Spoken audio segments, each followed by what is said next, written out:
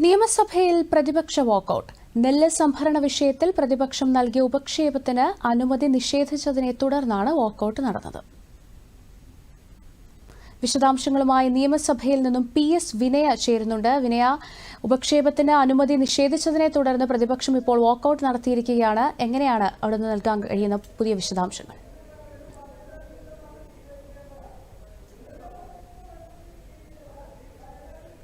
നെല്ല് സംഭരണത്തിൽ കുട്ടനാട് പാടശേഖരങ്ങൾ ഉൾപ്പെടെയുള്ള പ്രശ്നം അത് സഭ നിർത്തിവെച്ച് അടിയന്തരമായി ചർച്ച ചെയ്യണമെന്നാവശ്യപ്പെട്ടുകൊണ്ടാണ് അടിയന്തര പ്രമേയത്തിന് പ്രതിപക്ഷം നോട്ടീസ് നൽകിയത്.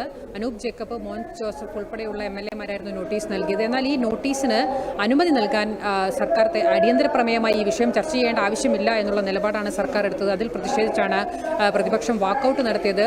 പ്രതിപക്ഷം പ്രധാനമായും ചൂണ്ടിക്കാണിച്ച വിഷയം 2 ആഴ്ചയോളമായി കൊയ്തിട്ടിരിക്കുന്ന നെല്ല് പാടങ്ങളിൽ കെട്ടിക്കിടക്കുന്ന ഒരു അവസ്ഥയാണ്. അതുകൊണ്ട് തന്നെ വേനൽ മഴയും കൂടെ വന്നിരിക്കുന്നു.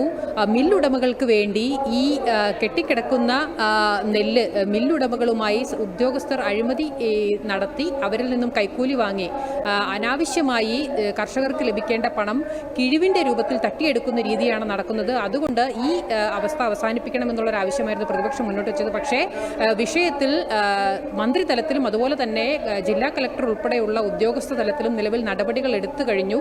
അതുകൊണ്ട് ഇന്നലെ ഞായറാഴ്ചയായിരുന്നിട്ട് കൂടി 1500 ടണ്ണോളം നെൽ സംഭരിച്ചിട്ടുണ്ട്. അതുകൊണ്ട് തന്നെ വിഷയം അടിയന്തര പ്രമേയമായി പരിഗണിക്കേണ്ട ആവശ്യമില്ല എന്നായിരുന്നു ഭക്ഷ്യമന്ത്രി മറുപടി നൽകിയത്. ഈ അടിയന്തര പ്രമേയം അനുവദിക്കാത്തതിൽ പ്രതിഷേധിച്ചാണ് പ്രതിപക്ഷ നേതാവിന്റെ നേതൃത്വത്തിൽ വാക്കൌട്ട് നടത്തിയത്. ഇപ്പോൾ നിലവിൽ സഭയിൽ നടക്കുന്നത് ശ്രദ്ധ ക്ഷണിക്കലാണ്. ശ്രദ്ധ ക്ഷണിക്കൽ നടപടി സഭയിൽ പുരോഗമിക്കുന്നുണ്ട്. മറ്റൊരു കാര്യം, നേരത്തെ രാവിലെ ചോദ്യോത്തരവേളയിൽ പാതിവില തട്ടിപ്പ് സംബന്ധിച്ചുള്ള ചോദ്യങ്ങൾ സഭയിൽ ഉണ്ടായിരുന്നു. ഈ ചോദ്യത്തിന് 1343 കേസുകൾ പാതിവില തട്ടിപ്പ് സംബന്ധിച്ച് സംസ്ഥാനത്ത് രജിസ്റ്റർ ചെയ്തിട്ടുണ്ടെന്നും ഇതിൽ 665 കേസുകൾ ക്രൈംബ്രാഞ്ചിന് കൈമാറിയിട്ടുള്ളതായും തട്ടിപ്പിൽ 231 കോടി രൂപയുടെ വലിയ രീതിയിലുള്ള ഒരു ഇടപാട് നിലവിൽ പോലീസിന്റെ ക്രൈംബ്രാഞ്ചിന്റെയും അന്വേഷണത്തിൽ കണ്ടെത്തിയിട്ടുണ്ടെന്നുമുള്ള മറുപടി മുഖ്യമന്ത്രി നൽകുകയുണ്ടായി.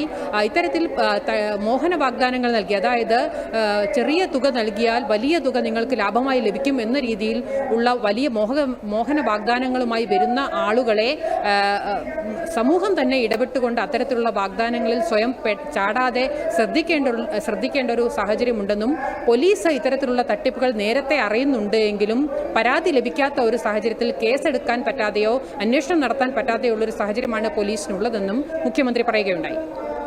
ശരി, നിയമസഭയിൽ നിന്നും PS വിനയാണ് വിശദാംശങ്ങൾ നൽകിയത്.